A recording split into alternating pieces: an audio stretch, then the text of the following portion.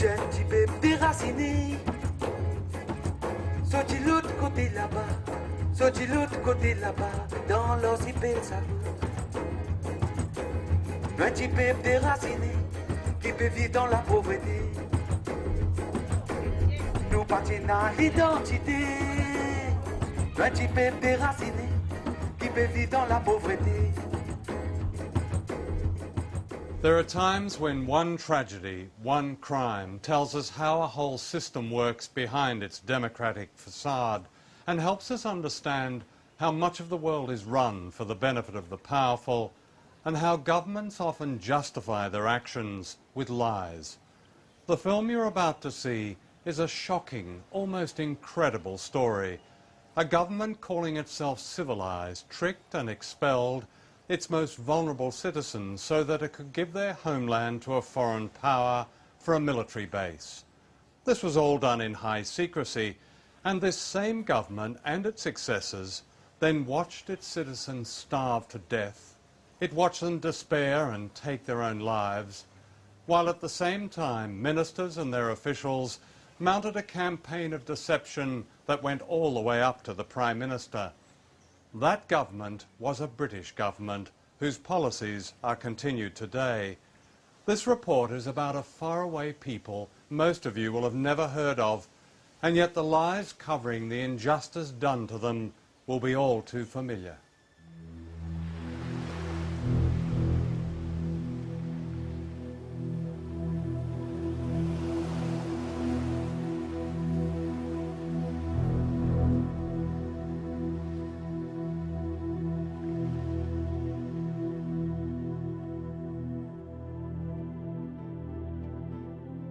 This is Diego Garcia, the main island of the Chagos group in the Indian Ocean.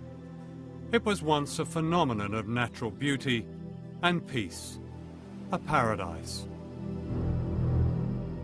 Today it is one of America's biggest military bases in the world. There are more than 2,000 troops, 2 bomber runways, 30 warships, and a satellite spy station. B-1 and B-52 long-range bombers extended their reach from the British base at Diego Garcia in the Indian Ocean.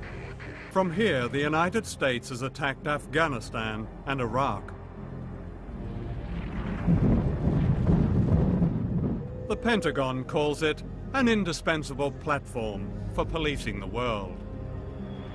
This will launch right 3 o'clock.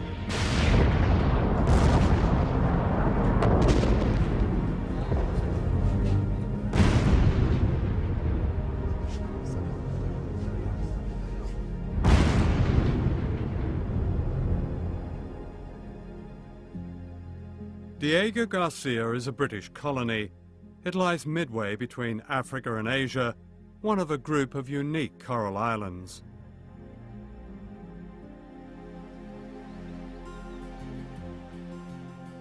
This is rare film taken by missionaries before the Americans came in the 1960s.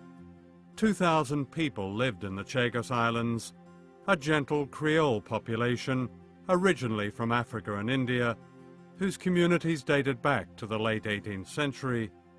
They were thriving villages, a school, a hospital, a jail, a church, a railway, and above all, a benign, undisturbed way of life. Si mon grand-mère Bisaïl, pour naissance le Diego Gracia, mon grand-mère n'est là-bas, mon maman n'est là-bas, moi mon est là-bas, si moi mon fait 6 enfants Diego, et nan di moun qui plus grand que mon grand-mère Bisaïl, qui gagne des enfants là-bas. Le Diego qui plus bon souvenir, nous tu manges, nous tu bois, ils amènent nous pas tu manques non rien, ils amènent nous pas tu acheter non rien ici, à part de linge pour nous mettre l'eau nous. C'est un poule, canard, porc. Moi, je suis banniché, quand la mer est sec, je vais aller me prendre dans la mer avec moi, je t'attrape poisson, je t'amène, je mets devant moi. Unknown to the islanders, all this was about to end. A conspiracy was underway between the governments of Britain and the United States. The year is 1961.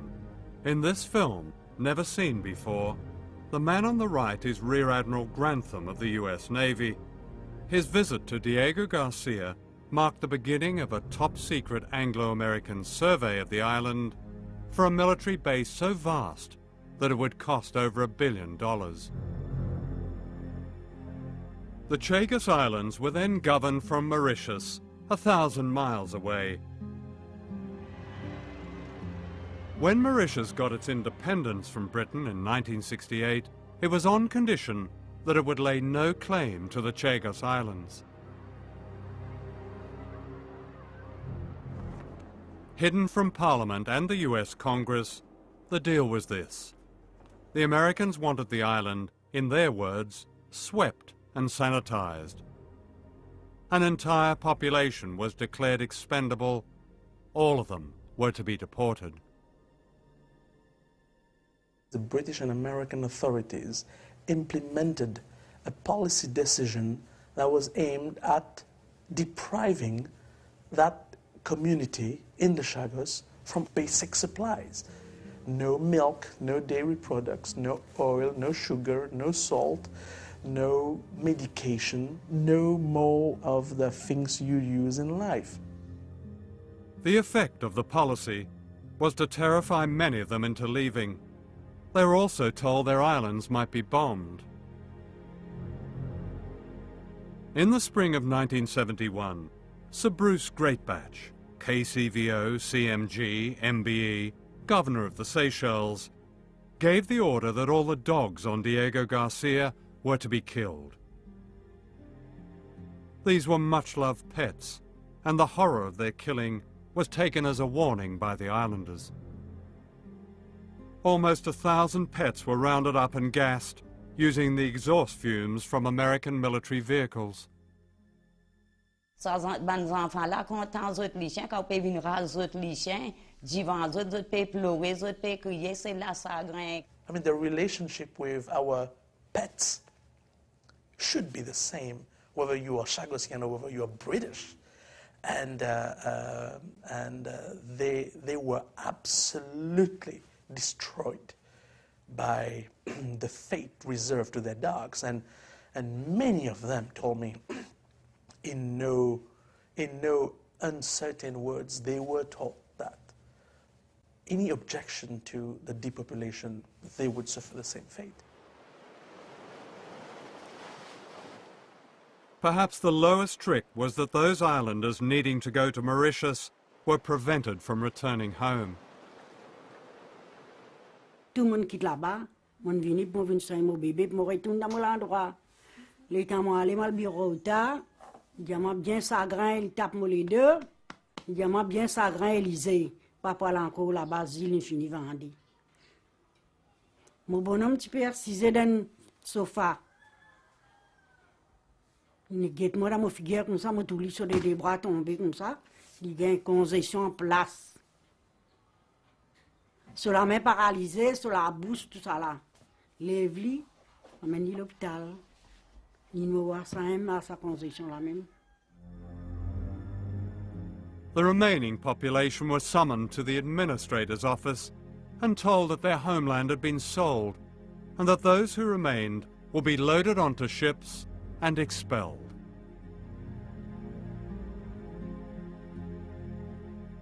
In this photograph, people are standing in silence, stunned. Vini fait une réunion NR, code bureau, on appelle nous tout, nous pas obligés quitter. Mais ce qui tu peux passer là-bas, nous tu connais, pareil comment tu peux faire avec nous les chiens, tu peux faire ça même en nous, sans pitié. They were forced onto this vessel, the SS Nordver. They were allowed to take only one suitcase. Sir Bruce Greatbatch insisted that the horses took pride of place on deck. The women and children were made to sleep in the hold on a cargo of bird fertilizer, bird shit.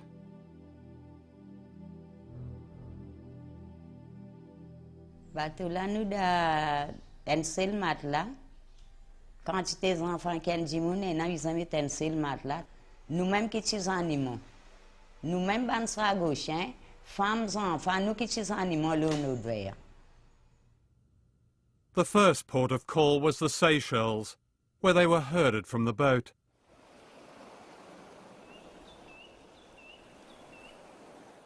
This is a rusting monument to their agony.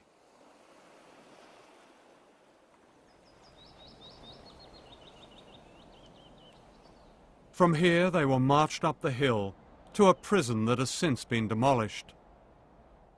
They were kept in cells until they were transported to Mauritius.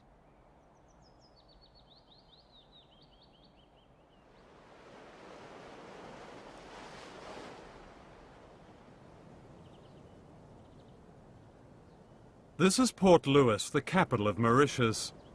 Here they were dumped on the docks, bewildered and terrified. Some of them stayed on the docks, waiting for the next ship to take them back home, you see. And there was never to be a ship to take them back home.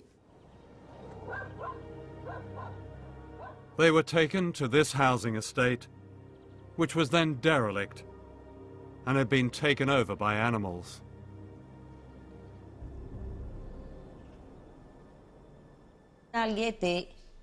Là, nous allons là-bas, la cité Bon-Marsan, pena de l'eau, pena la lumière, vous voyez que tout ce mal propre, pena la porte, pena la fenêtre.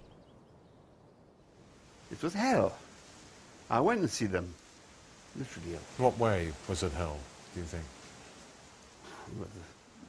It was the filth, no water in those houses. And no sanitation. Oh, it was really... And the children, they had no clothes. The children were absolutely, as if they'd been rolled over in ash and earth.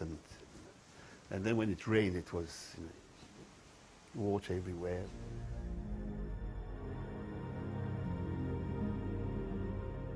The islanders began to die, not only from poverty, but from what they call sadness. Lizette, now in her 60s, lost 2 children. Les enfants sont extravagants parce qu'il y en a qui boivent avec moi. L'état moi, je gagne sa nouvelle, moi, je sagin. La tristesse, c'est une gilet sagin, ça l'autre enfant là, il tient 8 ans.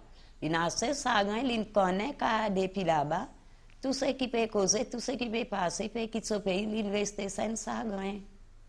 C'est la raison là que ça veut dire que le docteur n'est pas qu'à soigner la sagrin. They would sing their way through life. Here, I mean, they wept their way through life, and they're still weeping, you see. And there were, as you mentioned, so many cases of suicides. But there were so many cases of children, not receiving proper care and dying in hospital. I know the case of one lady who lost 2 children within 2 or 3 months. And she wasn't able even to perform the funerals of her child because she didn't have the money necessary for that. And it was the state who took care of it. The hospital, from the hospital, the child was taken to the cemetery, you see. Do you realize what sort of a trauma, what sort of experience this is for an old lady? And this old lady is still weeping to be able to go back home. By the end of 1975, the secret expulsion of the people of the Chagos Islands was complete. A survey of their conditions in exile told of 26 families that had died together in poverty, of 9 suicides, of young girls forced into prostitution in order to survive. The report gave these examples. Elaine and Michelle Musa, mother and child, committed suicide. Leonie Rangasamy, prevented from going back, drowned herself. Tarine Chateau, no job, no roof, committed suicide. This was a glimpse of the suffering inflicted by the British government, and yet in a letter dated 16th of August 1976, a Foreign Office official wrote, and I quote, "Although we have no information about deaths, some deaths are bound to have occurred in the normal course of events.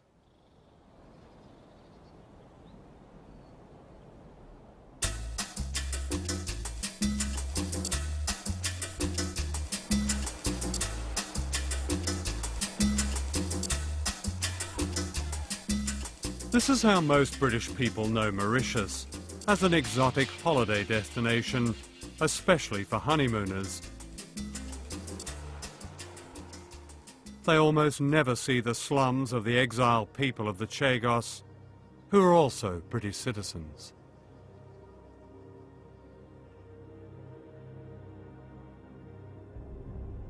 This is film taken in 1982 of a family of Chagos Islanders in exile in Mauritius.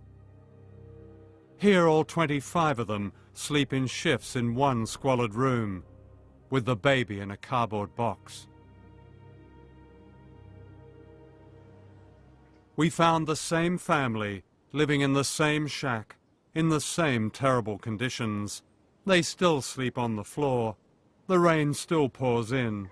The toilet is still a hole in the ground. They are still so poor that they often go hungry. What was done to these people is today defined in international law as a crime against humanity. What has changed since they were last filmed 22 years ago? Your wife, she died, is that right? Oui, oui. Yes, she Yeah. died. Je suis mort malade de terre et après ça, le cas chagrin aussi. C'est beaucoup. It's not nostalgia, it's more than that. It's like missing even the air that you breathe, missing the environment that you're used to, missing your home, missing your cats and your dogs, and your pets, which were all destroyed. Les temps nous tu vives dans Diego, les temps nous tu vives dans Diego, les temps nous vivent dans Diego, nous tu comment pas yanké dans les airs. Depuis nous vivons dans Maurice, depuis nous peut vivre dans Maurice, depuis nous vivons dans Maurice, là nous emmène la vie côté où. Donne la main aux camarades, donne-moi la main criée. Donne la main aux camarades, envoie-nous message dans les mondes.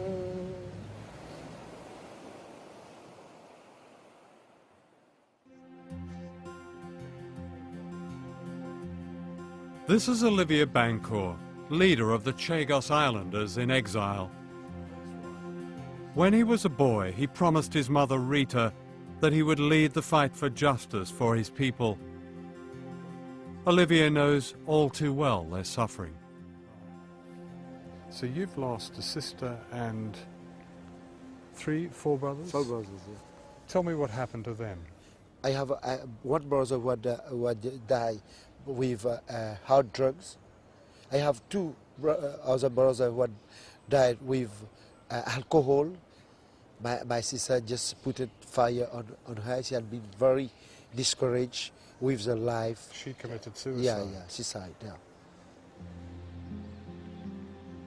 In 1982, the Chagos Islanders, now desperate, demonstrated in the streets of Mauritius. This embarrassed the British government into giving them a derisory compensation, which came to less than £3,000 per person. This didn't even pay their debts, and to get this money, many believe they were tricked into signing away their right to return home. Nous avons besoin de signer. Quand nous signons, pour nous gagner sa CAF là. L'autre dia nous signer pour mettre là-bas pour gagner ça. Après, l'état nous, ceux qui continuent, signer, ceux qui ne pas continuer, mettre pouce. Et là, les autres mettent en bas. Mais ça, même au prononce mon droit, c'est comme pour moi. Et ni moi, ni mes enfants ici. Si l'étudiant, moi, je peux signer mon droit, mon renonce, mon île, mon parti pour prendre 8 000 là. Moi, je la vie en mer, Paris, moi, mon paiement. Ça, même, je ne peux pas renoncer mon droit. It was entirely improper, unethical, dictatorial to have the Chagosian put the thumbprint on an English legal drafted document where the Chagossian, who doesn't read nor speak any English, let alone legal English, is made to renounce basically all his rights as a human being. Renouncing their rights was precisely what the British government wanted them to do. They could then be forgotten. That same year, the government spent £2 billion defending the rights of the Falkland Islanders, who were white. My people, the Queen would say in a Christmas broadcast. So you send them 2,000 inhabitants of the Falklands, and you've got 2,000 people in Chagos. One out, the other one, we come to your rescue. Come on. Come on, you are all English, you're all British. Come on. What's the difference? Where's your sense of fair play, my fellas? Where's your sense of fair play? Mm-hmm. That could be a breakthrough, couldn't it? From a tiny lock-up in the poorest section of Port Louis, Mauritius, Olivia Bancourt, an electrician, has taken the struggle across the world. And here you're with Nelson Mandela? Yeah, I am with Nelson Mandela, an example of human rights fighter, you see. We compare our struggle to the struggle of Nelson Mandela, who had been... In the 1990s, the islanders' struggle took a dramatic turn with the discovery of these documents in the Public Record Office in London. Here was the evidence that they and their supporters were looking for. These long-forgotten secret official files revealed the full scale of the conspiracy and the cynicism that drove it.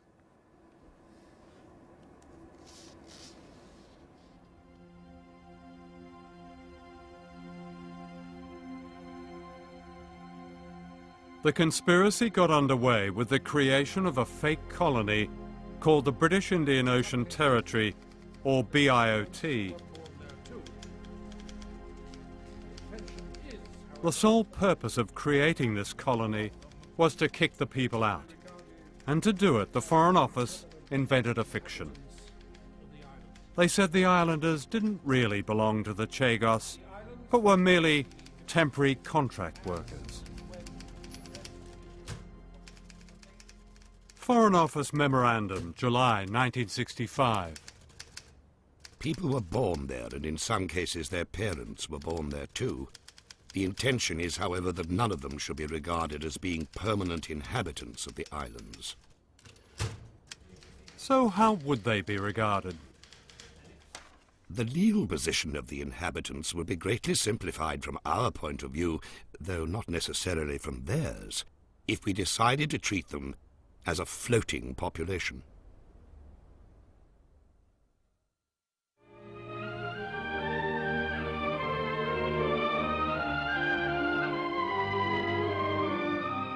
This long-forgotten British government film shot in 1957 reveals the duplicity. Clearly, the Foreign Office knew the people of the Chagos were anything but temporary workers. Out of a total of 100 or more little islands, only some half a dozen are permanently inhabited, partly by people from Mauritius and the Seychelles, but mostly by men and women who have been born and brought up on these fragments of land. It is the story of their lives which this film tells.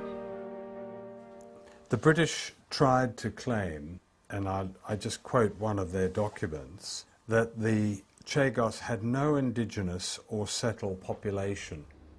Menti, jamais. Mon papa né là-bas, mon grand-père né là-bas, mon grand-mère né là-bas, mon maman né là-bas. Cause menti. Il menti, génération là-bas. Back in London, some officials began to worry about being caught out. Foreign Office memo, November 1965. There is a civilian population.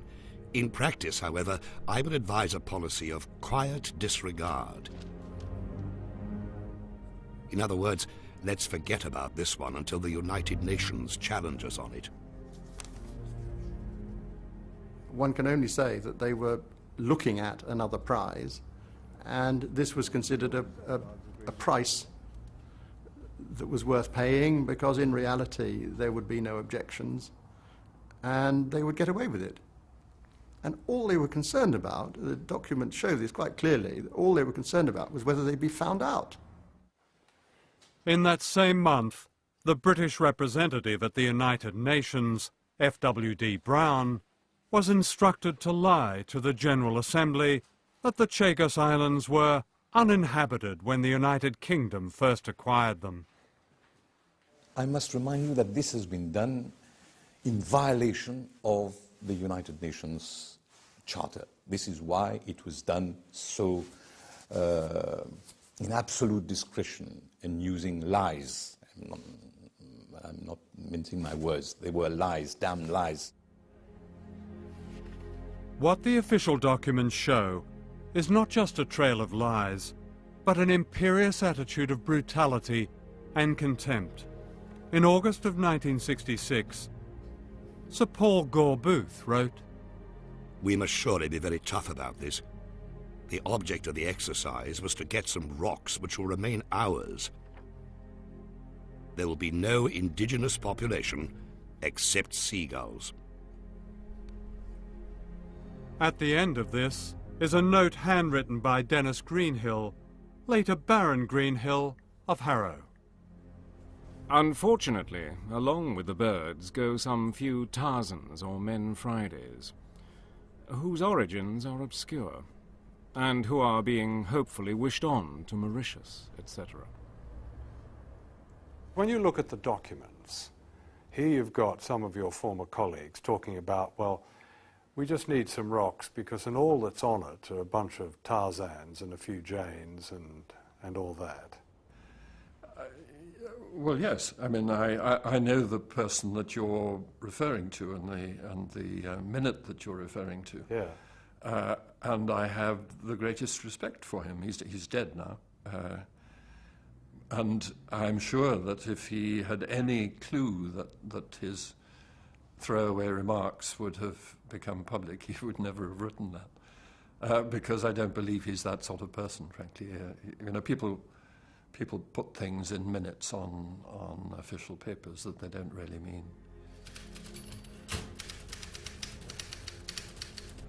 The conspirators now began to get the wind up. A senior official wrote, "This is really all fairly unsatisfactory. We propose to certify up to 240 islanders, more or less fraudulently, as belonging somewhere else. This all seems difficult to reconcile with the sacred trust of the United Nations Charter."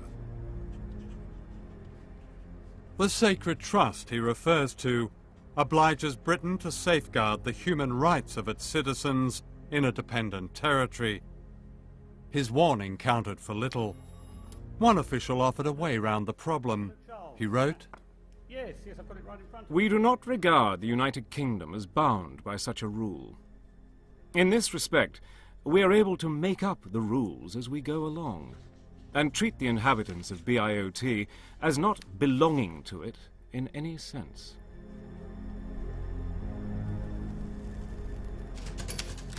This same official summed up the whole charade in the subtitle of one of his reports, "Maintaining the Fiction."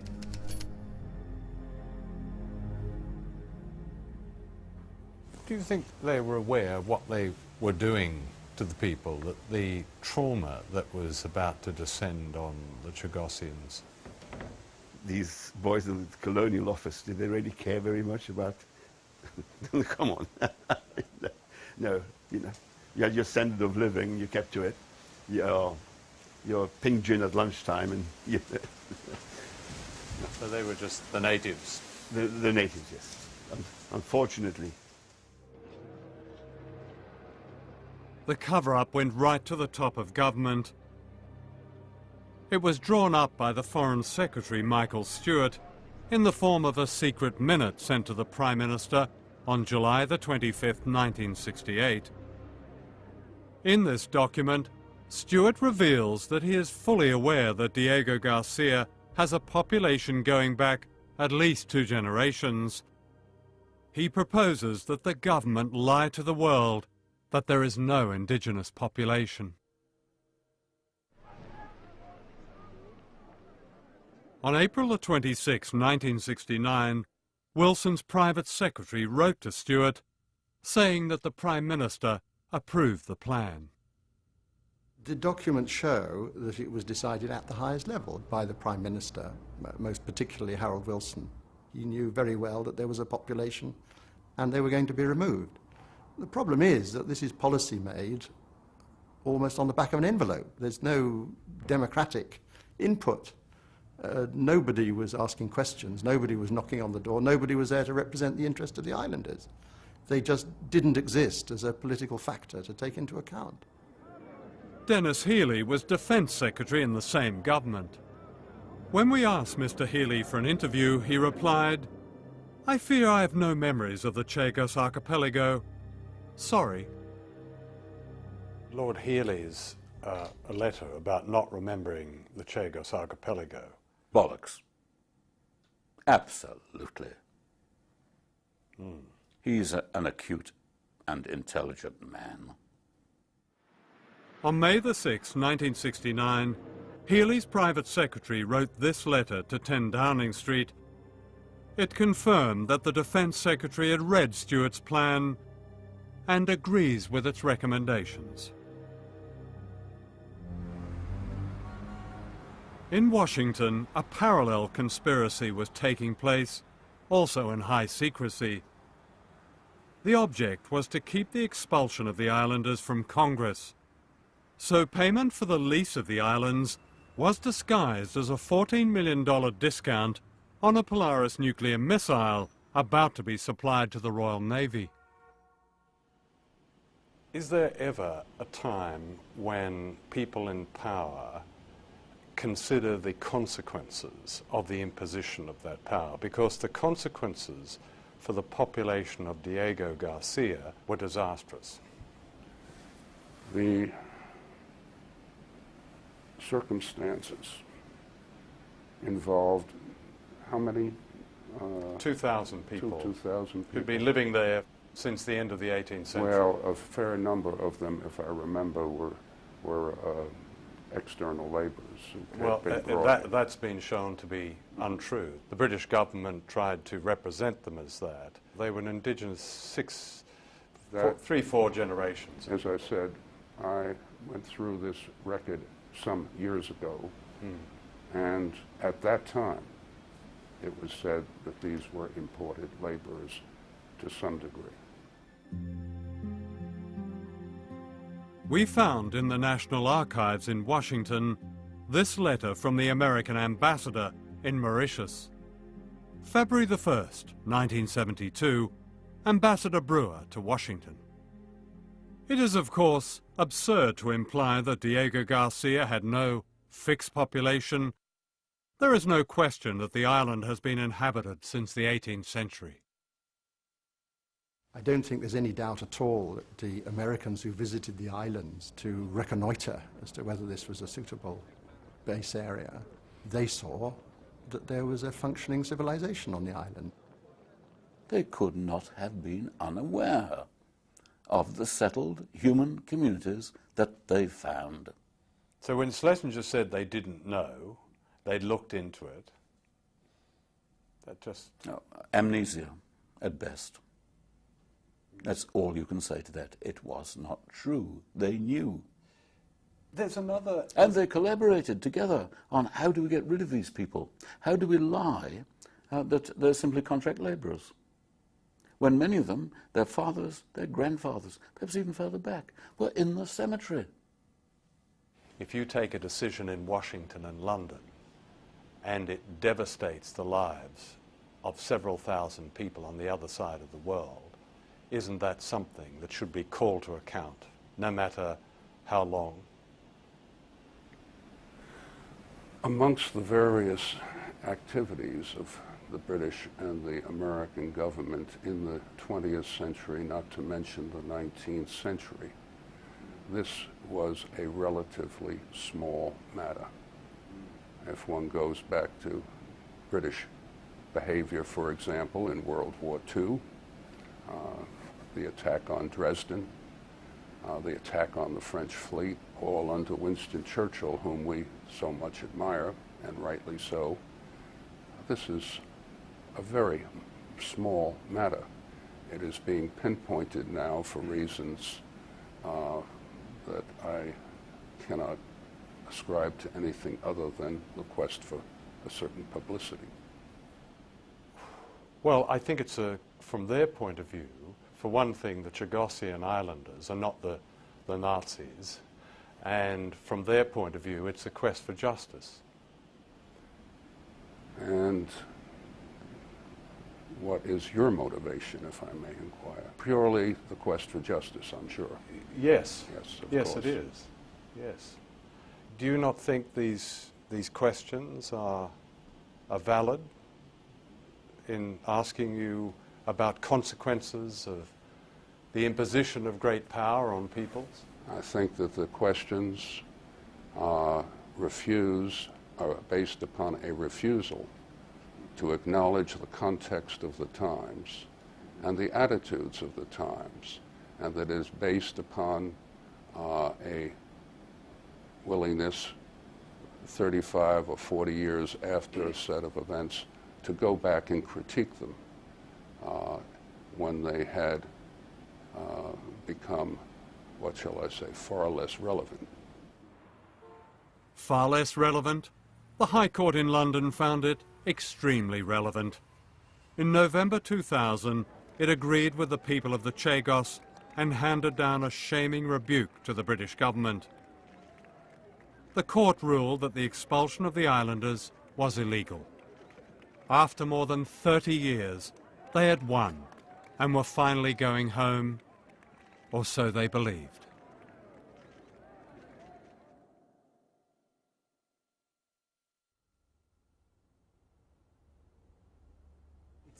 The victory day for the Victory in the High Court gave Olivier Bancourt and his people the right to start their lives again.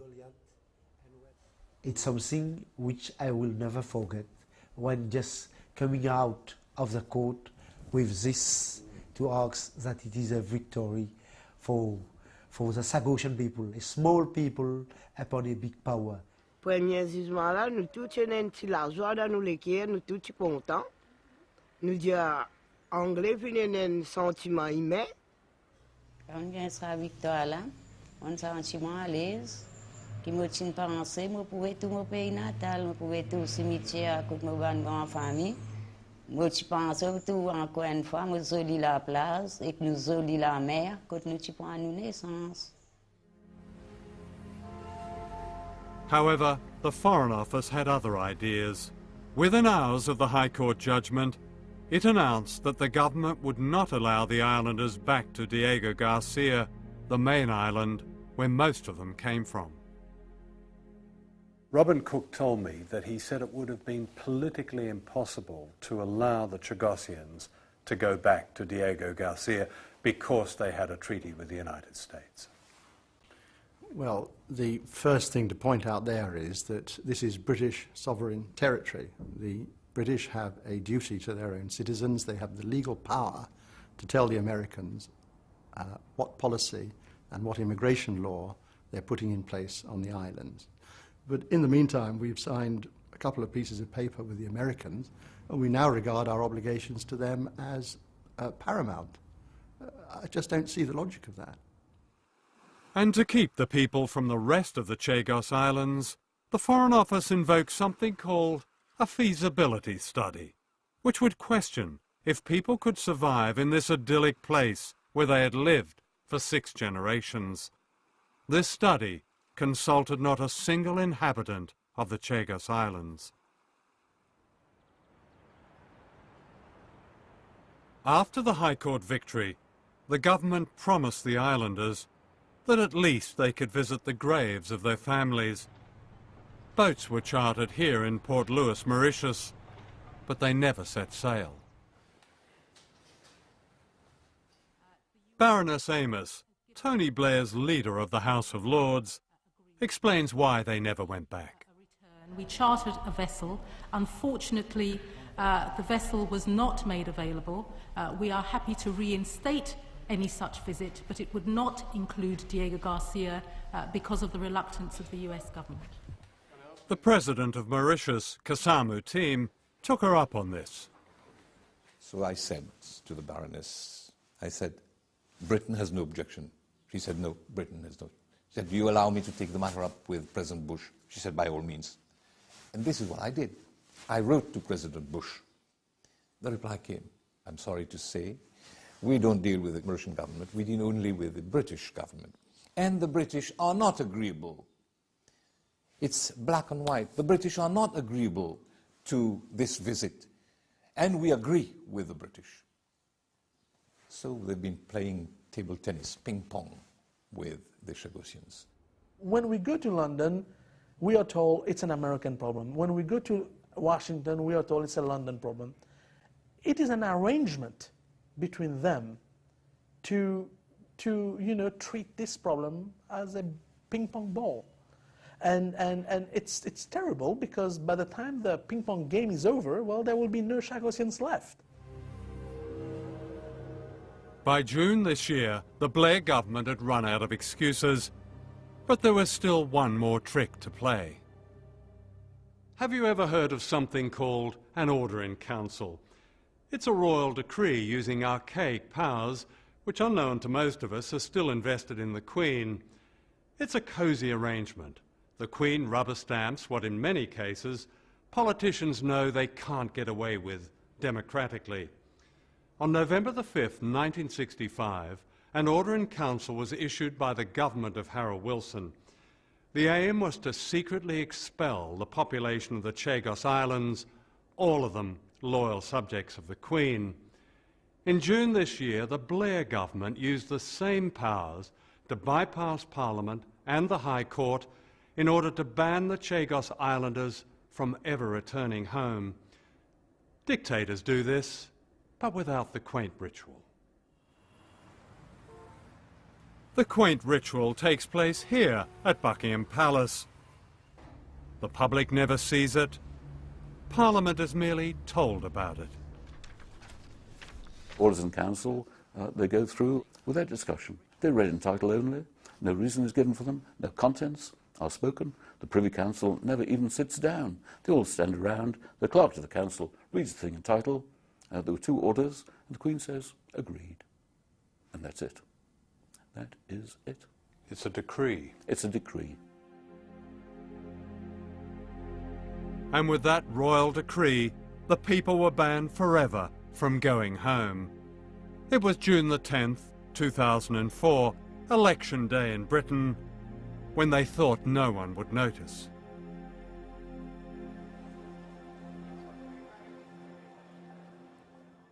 The High Court has ruled that the expulsion of the Chagossians was illegal.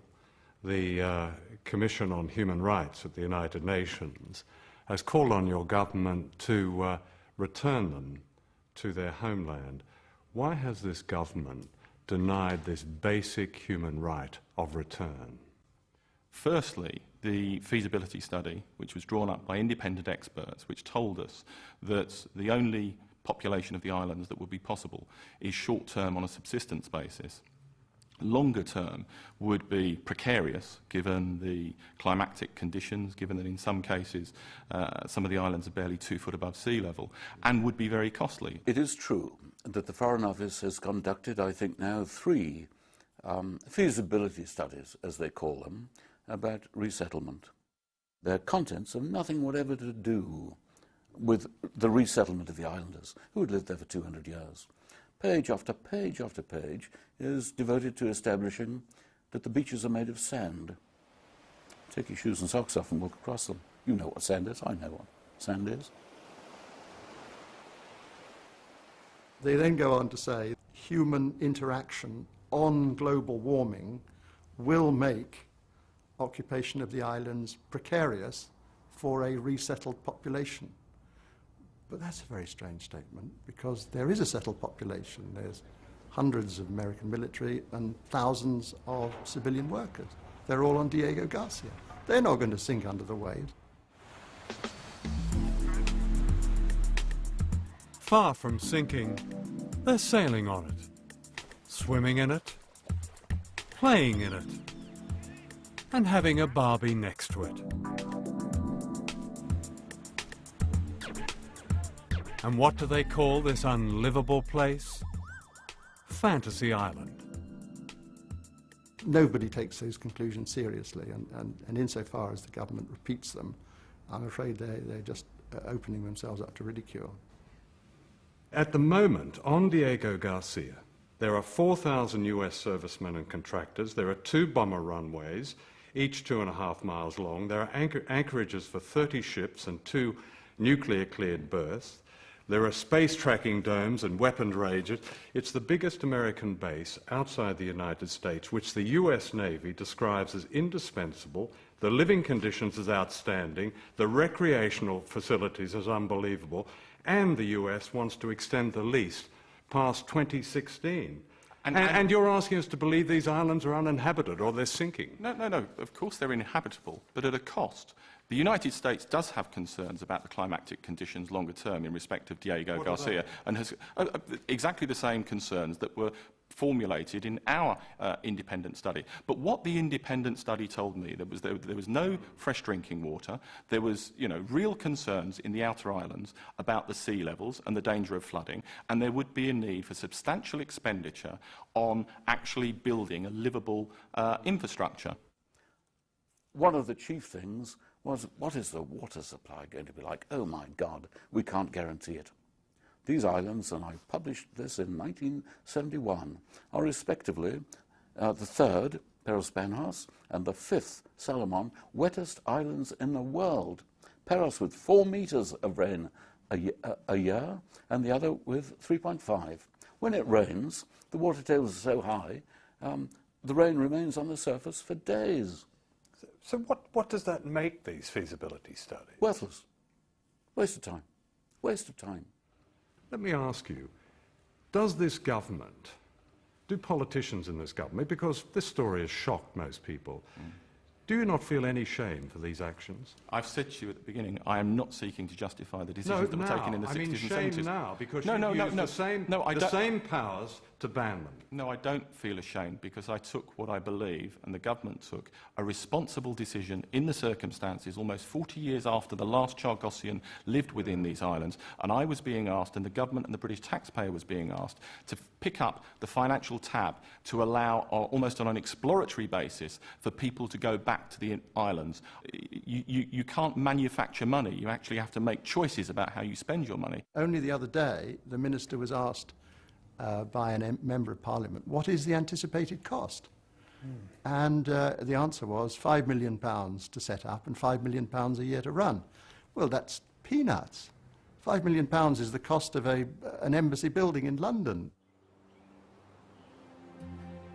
This is an embassy building in Mauritius, home to Mr. David Snoxall, the British High Commissioner. It has tennis courts, lavish gardens, security fences, a swimming pool, and a Jaguar car, all paid for by the British taxpayer. Minutes away, these are the British citizens who are less worthy of taxpayers' money.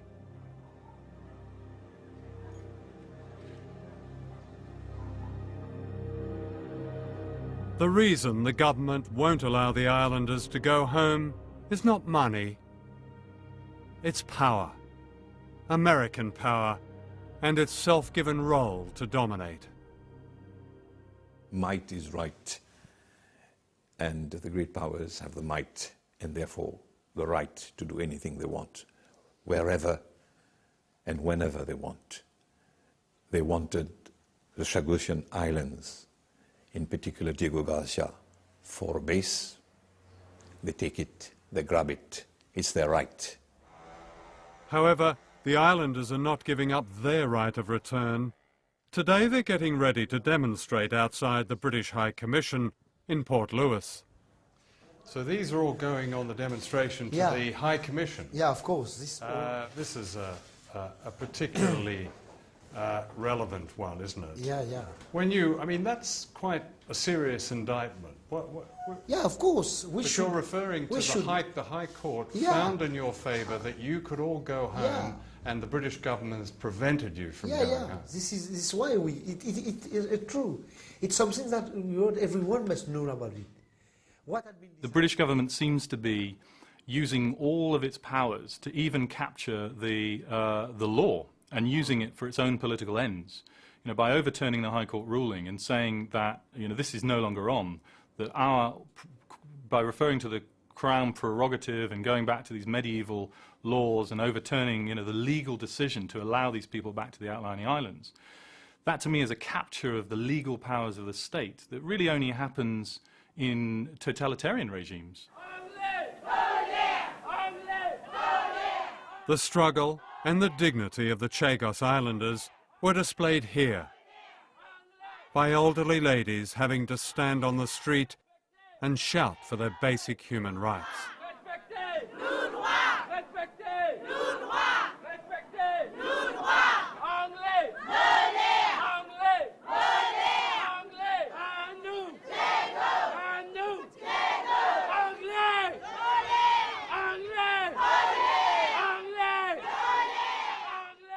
You know, these are a lot of very spirited old ladies who you won't allow to go home where they want to go home and die. That's basically, these are the people who are leading the charge among the Chagosians. Isn't that shameful? Of course I've got sympathy for people based upon what happened to them and their families in the past. But this is today, almost 40 years after that event, and for us and the British government and the British taxpayer to be asked to finance that, when that money could actually alternatively go on alleviating aid and poor people throughout the world. But that is a choice that you asked me whether I'm ashamed of the decision that I've taken. No, I'm not. I believe in the circumstances, and it was a difficult decision. I believe we took the right decision. No human being would treat another human being the way the British administration treated the Chagosian people. In this part of the world, except if we go back to the days of slavery and to the days of indentured labor, I can't remember anything of the sort happening. Jesus Christ. How low can you get? How intellectually dishonest, how morally duplicitous can you get? I've spent my life, 40 years now, with this, and every single thing sickens me, and it goes on, it goes on, it goes on. Conservative, Labour. Year after year, Olivier and Rita, Lizette and Charlesia come to this monument in Port Louis Harbour. It commemorates those Chagos Islanders who died in exile from sadness.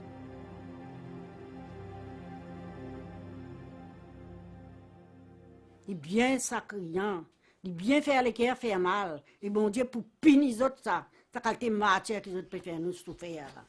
Nous bien si bien, bien si bien, scalaire non si bien. Dites-moi là qui m'en arrivé, vous faites dire où t'allez là, 79. Et tous les temps qui m'ont là, moi la vie quand mon masque pas mon politique, mon pas pris de lui. Jusqu'à que bon Dieu ramasse moi.